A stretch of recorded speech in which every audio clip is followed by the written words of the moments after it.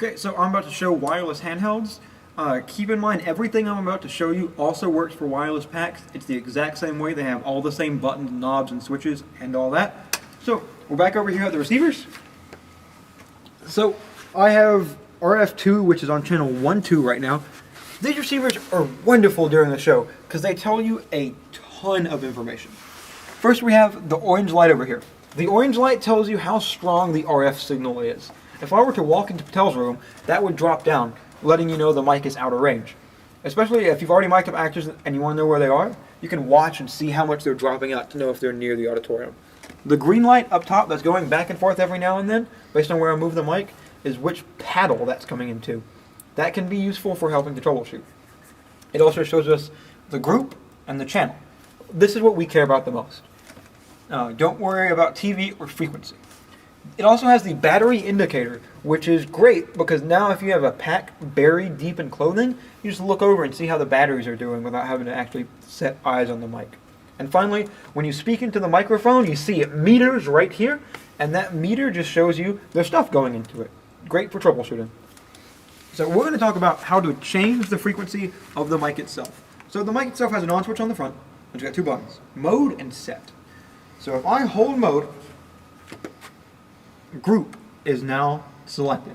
I can change the group to whatever I want. We're going to change it to this box right here, which is box 1, 2, 3, 4, 5, 6, which is 310.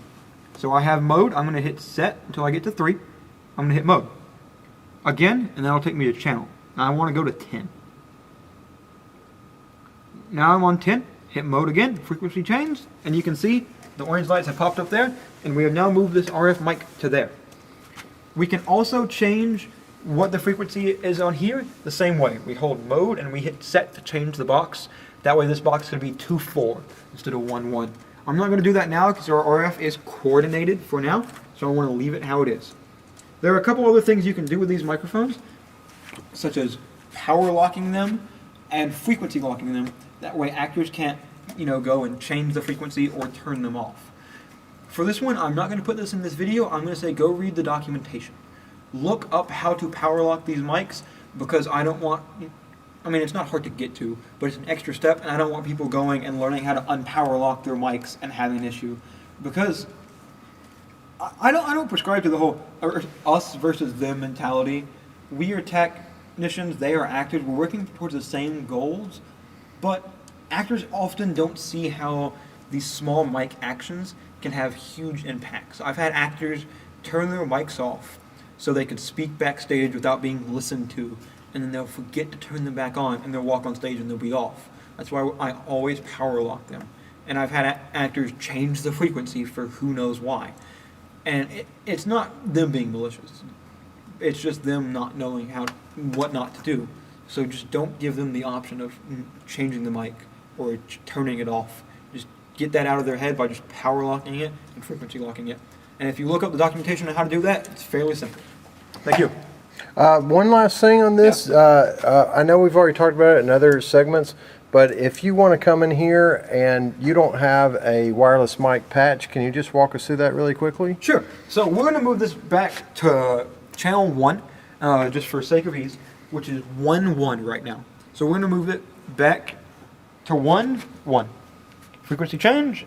It'll pop up over there. Check, check, check. So now we're going to come on the board, and we're going to put it on this fader. We're going to hit select to go back on the channel. Come over here. Input sockets. Remember, this is the local expander. It's a local to 1. And we're going to scroll with this rotary encoder that is a massive pain. It's not the D-Snake expander. We don't have one of those. Local expander. And now I can give it a check. 1, 2. And there we go. And don't forget, the easiest thing you can do is change the high pass to make it more intelligible. Now, I'm going to also use this quick chance to talk about how to work these microphones, how to hold a microphone real quick. So, you see rappers and metal musicians, and especially growlers, hold these microphones like this. They cup the bottom of it. This ruins this microphone. This microphone is a cardioid, meaning it picks up sound here and rejects it from the back. And it does this by picking up sound in these back holes and doing some phase cancellation and things like that to make it where it only picks up here. And if you hold these bottom holes, it turns this microphone from directional to omni, which means it's going to feed back a lot more. So you want to hold it by the handle bit and keep it pointed at your mouth. Not cupped down here or anything like that. Nice and pointed at your mouth. Another thing with these microphones is because they're cardioid, they exhibit something called the proximity effect, meaning the closer you get, the more lows you have. I'm just going to demonstrate this real quick. I'm not sure how well it will pick up, but here's me speaking on the microphone, and as I move closer and closer and closer and closer, and it becomes unintelligible. You can't tell what I'm saying. It got louder, but it got a lot deeper because of how the proximity effect works. So when you see people who are eating the microphone, you have to roll the high pass up a lot more in them. The best thing to do is just tell people.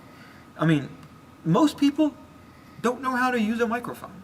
And that sounds bad, but most people just know what they see on television. Most people have never spoken in a live presentation, or if they have, it's been on a mic stand. So just a quick 5-second, here's how you hold a microphone, it makes it easier on you and on me. People will appreciate it. Communication. Thank you. Thank you.